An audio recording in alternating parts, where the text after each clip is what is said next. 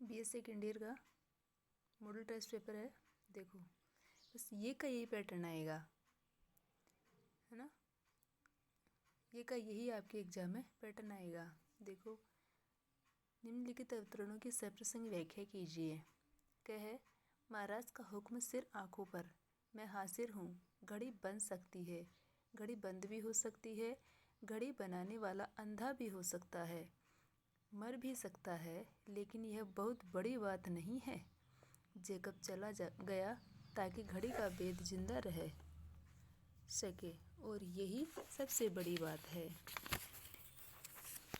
इसके संदर्भ में लिखना है अपने को। सबसे पहले एक पॉइंट लगा के संकेत लगा देना है, फिर 2 पॉइंट लगा के संदर्भ लगाना है।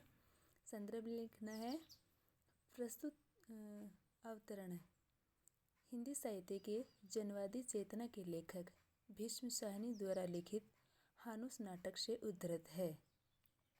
इतना ही लिखना है ना। फिर प्रसंग लगाना है। उक्त पंक्तियाँ अधिकारी जब हानुस को महाराज के आदेश पर बुलाने आता है, तब यह पंक्तियाँ हानुस उस अधिकारी से कहता है। इतना ही प्रसंग में लिखना है। और फिर अपने को व्याख्या लिख देनी है। व्याख्या आपको बताई हुई है सारी, विशेष लिख देना है। और ठीक है, विशेष में दोनों लिखना है, भाव पक्ष और कला पक्ष। इसमें सिर्फ सौंदर्य नहीं आएगा, विशेष में भाव पक्ष और कला पक्ष। भाव पक्ष आएगा इसमें हानुस की जिजीविषा, हानुस पूरी तरह से आश्वस्त हो जाता है। इतने संघर्ष जो है झेलता है, वो पारिवारिक तनाव झेलता है, बीच में खुशियाँ झेलता है, खुशियाँ जो है आती है उसके जीवन में। और फिर क्षोभपूर्ण जीवन जीते जीते अंत में जब उसके ऊपर महाराज है ना उसको कालकोठरी में बंद करने के लिए बुलाता है, तो उससे वह घबराता नहीं है। उसके हृदय में डर खत्म हो चुका होता है और वह आश्वस्त भाव से, पूरे संतुष्ट भाव से अधिकारी से जो कहता है वो इन पंक्तियों में दे रखा है। आगे वाला है, आपको ये जो है सारे ये अवतरण दे रखे हैं, सबकी व्याख्या देख लेनी है, कर करके देख लेनी है। मगर यहाँ पर भी तो उसका रहना बहुत ज़रूरी है। नुमाइंदगी की दरख्वास्त उसे पेश करना है। कोई अपनी जगह से नहीं हिले। जब महाराज आए तो सभी लोग एक साथ झुककर आदाब बजा लाए। कोई आदमी उस वक्त बोले नहीं, खांसे नहीं, छींक नहीं लगाए, मूँछों को ताव नहीं दे। सुन लिया जान, तुम्हारी यह आदत बहुत बुरी है। या तो तोंद पर हाथ फेरने लगते हो या मूछ सहलाने लगते हो। बस इधर बिल्कुल बूथ की माफ़ी खड़े रहो। वैसे ही लिख देना है। पहला पॉइंट संकेत, दूसरा पॉइंट संदर्भ में लिखना है। प्रस्तुत पंक्तियाँ, अब देखो आप जनवादी लिखना चाहो तो जनवादी लिख दो, मानवीय चेतना के लेखक लिखना चाहते हो तो वो लिख दो, है ना। भीष्म साहनी की विशेषता वो लिख दो। अब इसकी विशेषता है, ये है हुसाक। हुसाक जब महाराज के दरबार में अन्य अधिकारी होते हैं, दरबारी होते हैं, उनको हिदायत देता है, उनको हिदायत दे रहा है ना। हुसाक के कथन है, दरबारियों को वो समझा रहा है कि किस प्रकार आपको खड़ा होना है। और इन पंक्तियों का मूल भाव है कि सामान्य जनता को, जो राजा लोग हैं, राजतंत्र था, उसमें किस प्रकार उनको दबाया जाता था, ये भाव यहाँ पर स्पष्ट हो रहा है। ख में देखो, जो हो, मैंने मृत्यु के उस पार देखने की कोशिश की है। जीवन का आदर्श यह है कि जीवन के उस पार देखा जाए। मृत्यु तो सूक्ष्म जीवन का प्रवेश द्वार है। मन शरीर से अलग होकर भी कार्य कर सकता है और शरीर के नष्ट होने पर भी वह गतिशील है। तुम्हें आश्चर्य होगा यदि मैं कहूँ कि मृत्यु में पीड़ा नहीं है। मृत्यु तो जीवन का एक मोड़ है। जिस प्रकार एक चौड़ा रास्ता जंगल में एक पगडंडी पर होकर छिप जाता है और हमें नहीं दिख पड़ता, उसी प्रकार मृत्यु के बाद जीवन पथ पर रहस्य के वन में प्रवेश कर जाता है।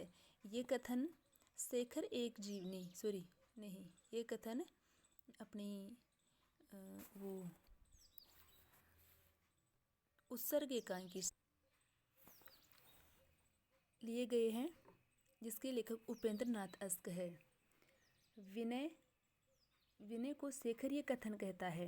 यह कथन शेखर का है और अपने दोस्त विनय को बताता है कि ये जो है मृत्यु है उसका रहस्य जान लेता है और उसके बारे में विनय को समझाता है। किसके बारे में? मृत्यु के बारे में।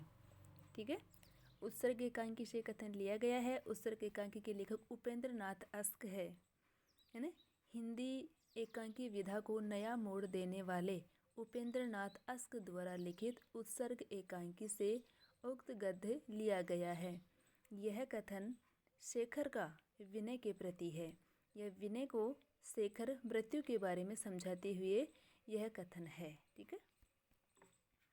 आगे वाला देखो। अथवा में तुम इस बात पर अपनी विषाक्त हंसी बिखेर सकती हो, लेकिन तुम्हें मालूम नहीं कि अमेरिका के डॉक्टर वहीं रहे। पहचान लिया होगा। ये अपनी तौलिया एकांकी से लिया गया है, आप लोग पढ़ लेना। तौलिया एकांकी, अच्छा, उपेंद्र नाथ अस्क की है तौलिया, और उत्सर्ग है रामकुमार वर्मा की, है ना। रामकुमार वर्मा की है भाई उत्सर्ग। जो ऊपर वाला है शेखर का कथन, और डॉक्टर रामकुमार वर्मा है, जिन्होंने हिंदी साहित्य में एकांकी को एक नया मोड़ दिया, है ना। एकांकी को एक विधा देने में सबसे महत्वपूर्ण भूमिका निभाई थी डॉक्टर रामकुमार वर्मा ने। जैसे ही हिंदी साहित्य में नाटकों का जयशंकर प्रसाद का योगदान है ना, वैसे ही एकांकी में रामकुमार वर्मा का योगदान है। तो शेखर वाला कथन रामकुमार वर्मा का उत्सर्ग एकांकी से लिया गया है, और यह कथन शेखर का है। ये नीचे वाला कथन, तुम इस बात पर अपनी विषाक्त हंसी बिखेर सकती हो, लेकिन तुम्हें मालूम हो कि अमेरिका के डॉक्टर वहीं रहे। एक जाट के रक्त का उन्होंने विश्लेषण किया। ये वाला तौलिया एकांकी से, और तौलिया एकांकी उपेंद्र नाथ अस्क की लिखित है। ठीक है। आगे वाला, इसमें देखो जो है उपेंद्र नाथ अस्क का वैज्ञानिक दृष्टिकोण उपस्थित हुआ है। तौलिया एकांकी में वैज्ञानिक दृष्टिकोण जो है उपस्थित हुआ है। और इसमें जैसे ये बसंत अपनी पत्नी मधु से कहता है, वो कथन है। उपेंद्र नाथ अस्क मधु और बसंत के माध्यम से तौलिया एकांकी में उजागर किया है कि अपने को सफाई, मनुष्य को किसी भी आदत जैसे सफाई रखना, इसको किसी भी हद तक सनक तक समावेश नहीं करना चाहिए। सफाई है तो उसको जीवन में व्यवहारिक तौर पर है ना उनका समावेश कर लेना चाहिए, न कि एक सनक तक उसको जो है अपनी आदत में शामिल कर ले। ठीक है। आगे देखो, सरपंच बात काटते हुए जीवन के कई उतार चढ़ाव देखे हैं इसने। ये हामिदुल्लाह की लिखित एकांकी हरित गंधा से ली गई है। इसमें सरपंच, ठेकेदार और ग्रामीण आपस में बातें करते हैं। ठेकेदार जब उन पेड़ों को काटकर वहाँ पर फैक्ट्री बनाने के लिए सरपंच और ग्रामीणों से बात करते हैं, तो सरपंच और ग्रामीण ठेकेदार की बात का विरोध करते हैं। उन्हीं का प्रसंग यहाँ पर ये दिया गया है। हामिदुल्लाह लिखित एकांकी हरित गंधा से। आगे देखो, प्राय उनके छात्र मित्र कहा करते हैं कि उनकी स्मृति शक्ति अद्भुत है, किंतु यह सच नहीं है। किंतु यह सच नहीं है, किंतु आएगा यहाँ पर, है ना।